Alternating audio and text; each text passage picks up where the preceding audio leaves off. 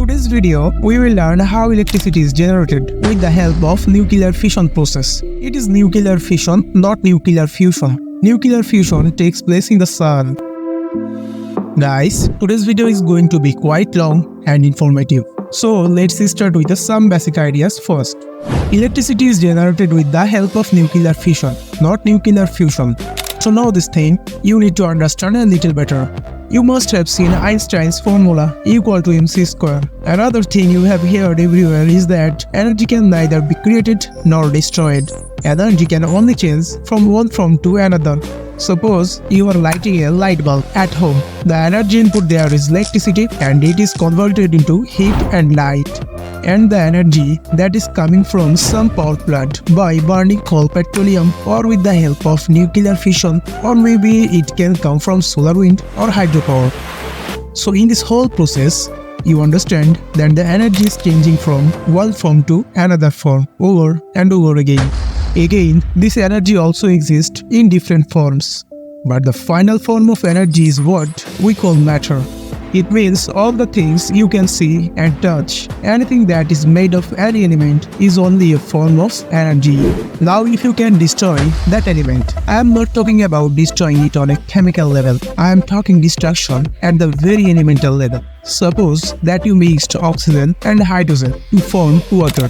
In that case, oxygen and hydrogen would not exist, but the water was created. I am not talking about destroying it like this. I am saying that if it can be destroyed at the elemental level, there is a lot of energy available from there, and this energy does not come from somewhere else. The energy is contained within that element. And we will use equal to mc square to calculate how much energy is produced. Here E is the energy, and obviously m is the mass of the material, and c is constant here.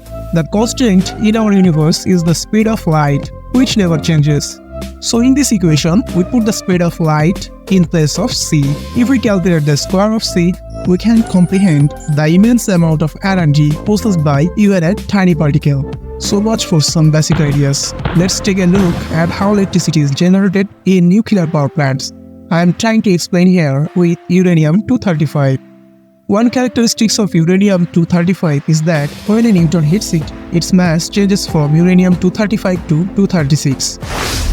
Here uranium-236 is unstable, so uranium-236 breaks down to get new substances. After uranium-236 breaks down, 3 neutrons are produced and 2 different elements are formed. But now you combine those 3 neutrons and the resulting elements, then you will never regain the mass you had before. And this is where the equal to mc square formula comes in handy.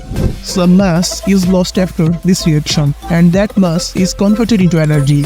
And in this case, a very large amount of energy is released from a very small amount of mass. And this is why nuclear bombs are made. It has enough energy to destroy an entire city. The question is, how to use this energy in power plants? Uranium bundles are used for fuel. After the extraction of uranium from nuclear mines, several complex chemical processes are carefully applied to prepare uranium bundles. Now notice this diagram.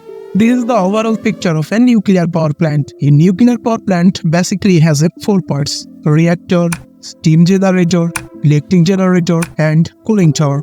Uranium bundles are placed inside the reactor, and the control rod is placed in the gap between these bundles. The function of the control rod is to control the nuclear fission reaction inside the reactor. The control rod does this by absorbing the control, so the control rod is positioned so that it can be moved in or out for the reactor as needed.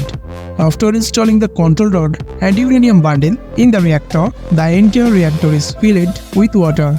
The entire reactor is then covered with a 1 meter concrete wall, so that radioactive rays cannot enter the atmosphere. When the nuclear fission reaction starts in the reactor, the uranium begins to heat up. As a result, the water in the reactor begins to heat up, and the temperature of this water is limited to 570 degrees Fahrenheit, which is about 30 degrees Celsius. However, the uranium rod will continue to heat up, so the excess heat is transferred to the steam generator through the heat exchanger. This thermal energy heats the water in the steam generator. As a result, the water slowly turns into steam. Thus, the vapor pressure increases due to the formation of steam. If the pressure of this steam is sufficient, this high pressure steam is injected into the turbine and the turbine starts rotating. An electric motor is connected to the other end of the turbine. The rotation of the turbine causes the electric motor to rotate inside, so the electric motor starts generating electricity. The high pressure steam rotates the turbine and enters the cooling tower. The height of the cooling tower is about 200 meters. Cooling towers work like condensers, which cools the hot steam coming from the turbine into a liquid. This liquid water is pumped back to the steam generator, which again enters the turbine as steam. This process continues in a cycle, and electricity is generated in the electric motor. In this way, electricity is produced from uranium in nuclear power plants. The amount of electricity that can be produced from just 1 gram of uranium in a nuclear power plant will require about 2,270 liters of oil to produce the amount of electricity that can be produced through oil.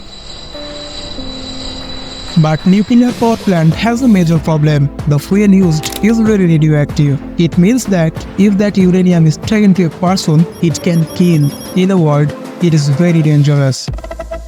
Managing spent uranium in power plants is a difficult task. In many places, big holes are dug and it is buried. In many places, it is also left at the bottom of the tank, which is called the spent fuel bay. Because if this radiation comes out, it can cause a lot of damage to people in that area. That is why a lot of effort has to be made in the field of waste management. Again, if a person does any wrong work in the power plant, then the damage will be very large. There is no excuse for human error here. You must have heard about Chernobyl in Russia.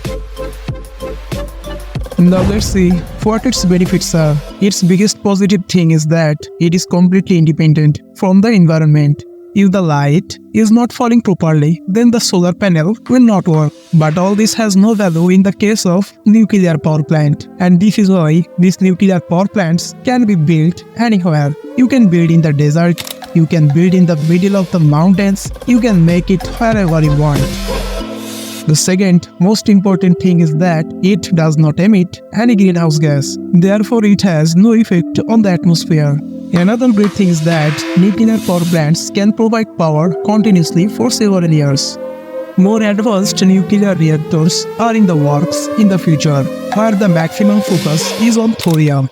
Safety is being closely monitored with it.